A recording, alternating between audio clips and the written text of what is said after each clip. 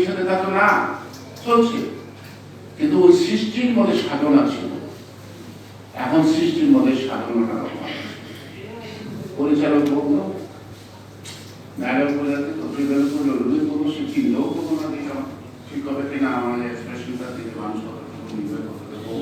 চালা যাও থাকবে, মানে এখন চলচ্চিত্র পরিচালকের ভাষা তো জায়গা দাও থাকবে,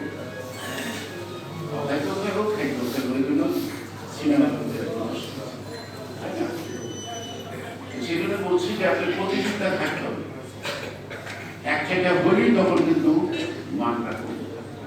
কারণ ভারতীয় ছবিকে মোকাবেলা করার জন্য শুধু ভারতীয় ছবি না, এমনকি পাকিস্তানের নতুন ছবি ঢাকাতে এটা শাহ মুস্তাফিজ তারা সব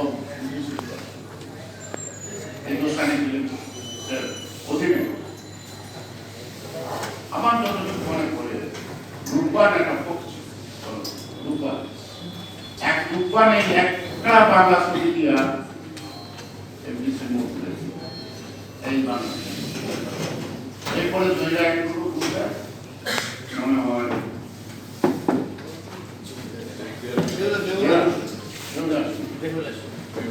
এই আশপাশে কিন্তু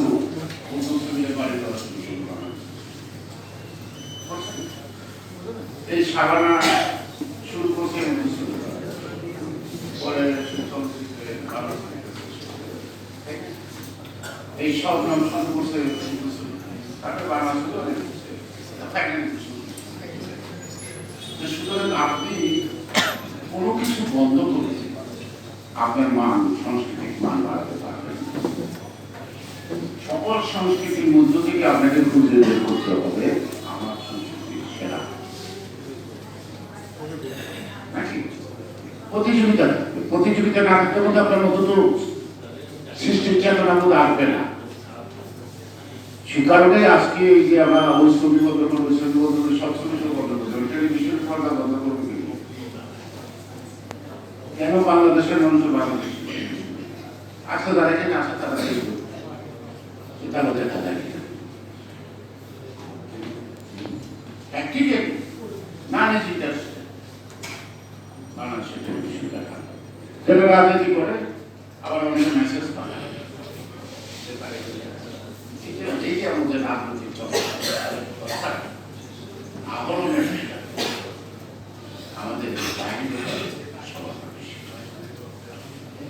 জাহির করতে করতে কিন্তু আমরা অনেক রক্ত দিলাম, জীবন দিলাম, এত রক্ত এত জীবন দিতে আর পারে না।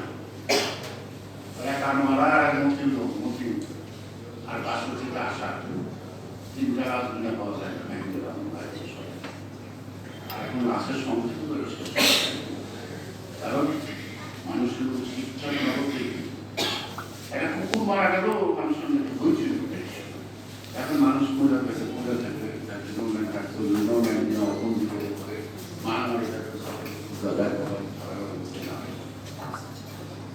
এটাও তো আমাদের সাংস্কৃতিক চেতনা বলে সংস্কৃতিক চেতনা বলতে ছিল। সুতরাং জিয়াউর রাজনীতিটাই কিন্তু ছিল আমাদের সংস্কৃতিকে ধারণ করা। আমি যদি আমার সংস্কৃতির ধারণ না করতে পারি, আমি কিভাবে বাংলাদেশে খালি আমি পাসপোর্টে লেখা বাইরে বাংলাদেশে বাংলাদেশে হইলে আবার বাংলাদেশের অভ্যন্তরে যে কোনো সম্পদের উপর আঘাত আসবে, যে কোনো কিছুর উপর আঘাত আসবে, সে আগ্রাসী শক্তি হোক, সে ভৌগোলিক কারণ হোক, যে কোনো কারণ আসবে, সেটাকে যদি আমি প্রতিবাদের শুনে না আনতে পারি, তাহলে আমি কখনো ন্যাশনালিস্ট হতে পারবো না, আমি কখনো জাতীয়তাবাদী হতে পারবো না। আমি জাতীয়তাবাদী দলের পদ পদবি বহন করতে পারবো, কিন্তু জাতীয়তাবাদী রাজনীতি আমার কাছে জনগণ পাবে না। আর আমার কাছে যদি জনগণ না পায়, তাহলে জনগণ কার পিছনে আমরা তো জিয়াউর রহমানের মতো একটা নেতা নতুন নেতা আছে নাকি, যে পিউ ন্যাশনালিস্ট, একটা দেশপ্রেমী লোক, যে দেবেন্দ্র বঙ্গোপাধ্যায়ের মতো মানুষ শুনছে তাকে সেগুলোর শুধু থাকবে ছোট ছিল পাহাড়ের মতো লোক, তাই না? তাহলে ওই লোকের বাড়িটা বাংলাদেশের মানুষ সোজা রাখছে, তার কথা জিয়াউর রহমানের পিছনে ছুটলো কেন? দেশপ্রেমটা বলতে কিন্তু শুধু এটা না, ভৌগোলিক অবস্থানটা না, এই দেশপ্রেমটা আমার হাজারো বছরের লালিত সংস্কৃতি। ডিফারেন্ট আছে সংস্কৃতির মধ্যে, যমুনার ওইপারের সংস্কৃতি, এইপারের সংস্কৃতি একটা, আবার নোয়াখালী গেলে বাংলা ভাষায় কথা কয়, আবার এটা ট্রান্সলেট করতে অনেক বুঝি, সিনাই গেলে তো প্রবাসী না হলে তো বুঝিই না। একবার লন্ডনে এক মেয়ে এসে বলতো uncle don't speak in Bengali. আমি যে প্রবলেম নেই, I can't follow বেঙ্গলি। আমি বললাম তুমি সিলেটি মাথাম পারো, সিলেটি মাথাম পারো, মানে সিলেটি মাথাম পারে কিন্তু বাংলা মাথাম পারে। তার মানে কি আমার এখানে ভাষা রুড়ি আছে।